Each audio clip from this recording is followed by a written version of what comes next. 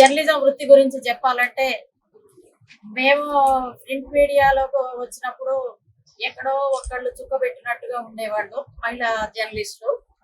అప్పుడు 2020లో ఏంటంటే మహిళల కోసమే ప్రత్యేకంగా మాకు అప్పుడు వసుంధర పేజీ వరకే రాయడానికి అవకాశం ఉంది. మమ్మల్ని అప్పుడు రిక్రూట్ చేయడం జరిగింది. అటువంటి రోజులల్లో అసలు మహిళా జర్నలిస్టులు అంటే జర్నలిస్ట్ మహిళలు కూడా ఉంటారా అని ఆశ్చర్యపోయేవాళ్ళు. అప్పటి నుంచి కాదు, ఇప్పటికి కూడా ఇంకా అనడం ఆశ్చర్యం అనిపిస్తుంది. ఇక ఈ నేపథ్యంలోనే వసుంధరకి మేము చాలా స్టోరీస్ ఇవ్వడం జరిగింది. తర్వాత జిల్లా పేజీకి కూడా నేను ఇల్లందు సాంస్కృతిక డేట్ లైన్ తోటి 17 సంవత్సరాలు కంటిన్యూగా చేశాను ఇల్లందులోనే.